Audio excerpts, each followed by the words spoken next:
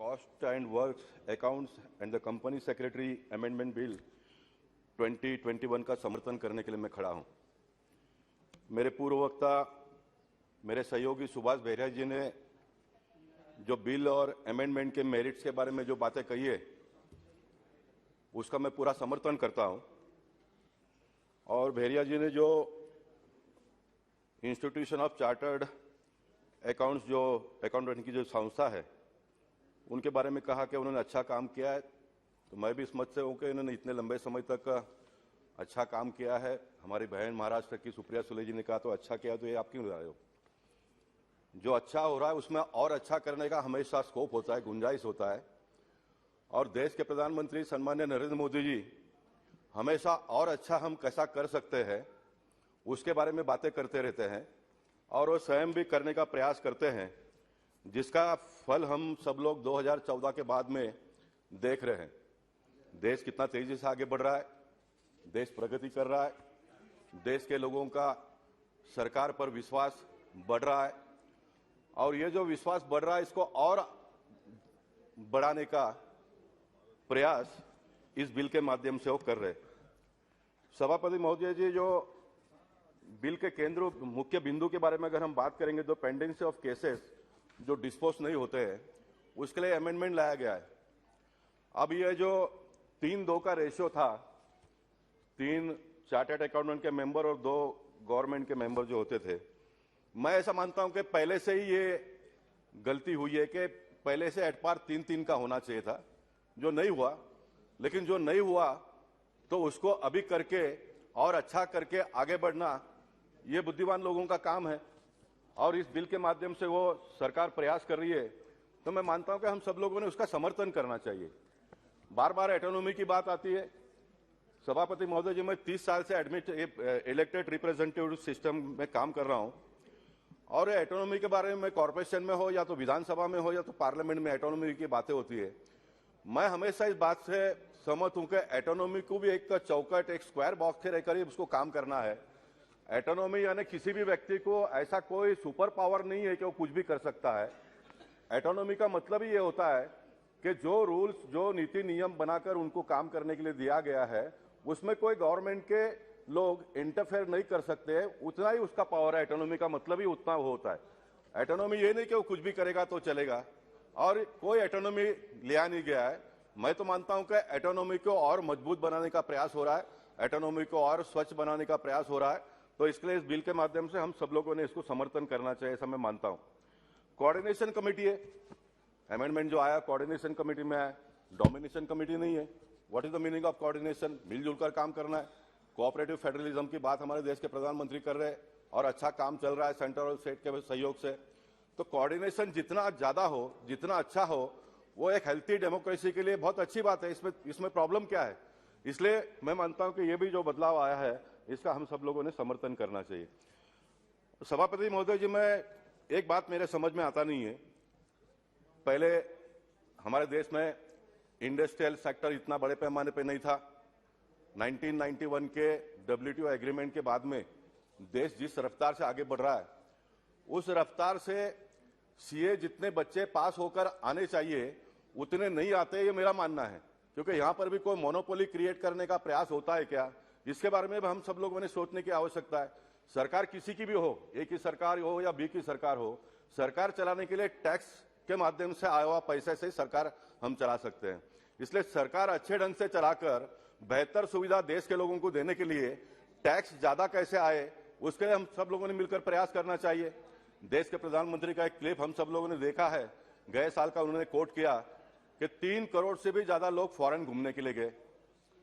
कितने करोड़ लोगों ने गाड़ियां नहीं ली, अच्छी बात है। हमारे देश प्रोग्रेस कर रहा है, प्रगति कर रहा है, लोग सुखी हो रहे हैं, संपन्न हो रहे हैं, लोगों के पास पैसे आ रहे हैं, लोग घूमने के लिए जा रहे हैं।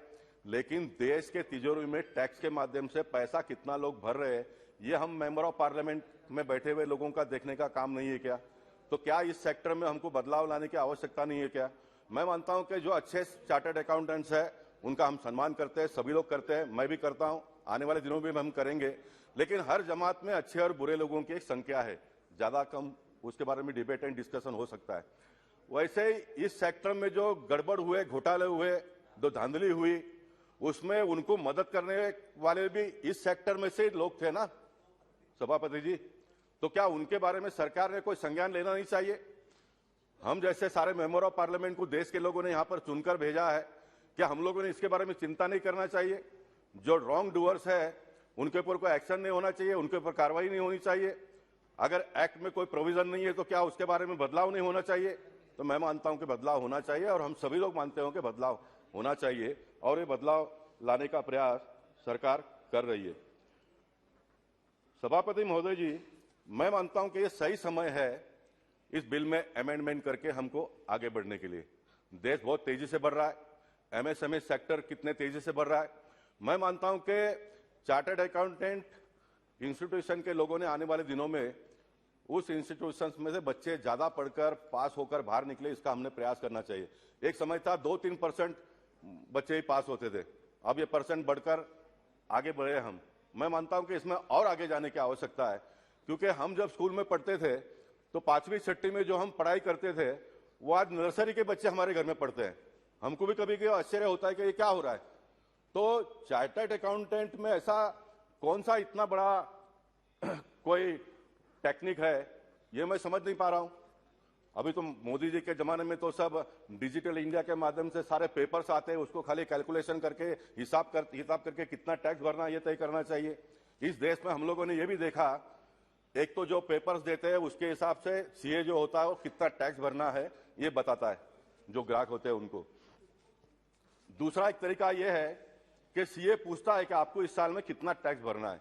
ये हम सब लोगों ने देखा है, हम सब इस दायरे में से गुजरे हुए। सरकार जैसे चलती थी, सरकार को जैसे लोगों ने चलाया वैसे चलने का प्रयास लोगों ने किया। अब बदलाव का समय आ गया है, तो मैं मानता हूं कि हमने बड़े पैमाने पे जो छोटे छोटे व्यवसाय करने वाले लोग हैं उनको टैक्स के दायरे में लाने का प्रयास करना चाहिए। और ये लाने का प्रयास कौन करेंगे? ये चार्टर्ड अकाउंटेंट लोगों ने करना चाहिए। जब हमारे मत विस्तार में अगर वोटर की संख्या ज्यादा बढ़ जाती है तो चुनाव के पहले हम लोग उनका नाम एनरोल करते हैं ताकि ये हमको वोट दे।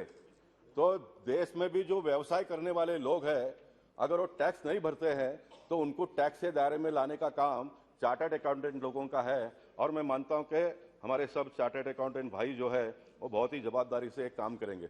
मैं तो मानता हूं कि इनको एक टारगेट देना पड़ेगा। जैसे देश के प्रधानमंत्री होने के बाद में हम सब मेंबर ऑफ पार्लियामेंट को सांसद आदर्श ग्राम के नाम पे एक और एरिया दिया हमको काम करने के लिए, और हम सब लोगों ने किया। उसकी संतुष्टि भी हमको मिली, हमको समाधान भी हुआ कि हम अपने मतदार संघ के बाहर जाकर अन्य लोगों की भी सेवा कर पाए। तो ये चार्टर्ड अकाउंटेंट इंस्टीट्यूशन के लोगों ने नए टैक्स के दायरे में बड़े पैमाने पे लोगों को लाने की आवश्यकता है, जिससे बड़े पैमाने पे टैक्स आएगा और टैक्स जितना ज्यादा आएगा उतना हम बेहतर काम कर पाएंगे। मेंबर ऑफ पार्लियामेंट को 2 साल से एमपी लैड बंद हुआ है, अभी फिर एक बार चालू हुआ है। महाराष्ट्र में हमारे यहाँ पर जो एमएलएस होते हैं उनको 5 करोड़ रुपए मिलता है और हम 6 विधानसभा में एमपी को 5 करोड़ रुपए मिलता है। मैं मानता हूं कि टैक्स के माध्यम से अगर ज्यादा पैसा सरकार की तिजोरी में आएगा तो उसका डिस्ट्रीब्यूशन में भी उसके भागीदार भी हम बनेंगे। We can deliver goods more than today, ये हमको भी उसका लाभ मिलने वाला है।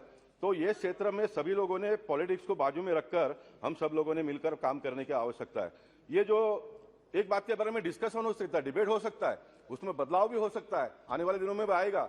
मैं मानता हूं कि ये सरकार 2014 के बाद में आने के बाद में इंसॉल्वेंसी बैंक्रप्सी कोड और जीएसटी में जितना अमेंडमेंट हर पार्लियामेंट के सेशन में लाकर जितने सिस्टम को ठीक ठाक करने की आवश्यकता थी उतना करने का ये सरकार ने प्रयास किया है। नहीं तो एक बार कायदा बनने के बाद में 10-10 साल 15-15 साल उसमें अमेंडमेंट तो आता ही नहीं था, चलता है चलाओ चलने दो, कोई पूछता नहीं था।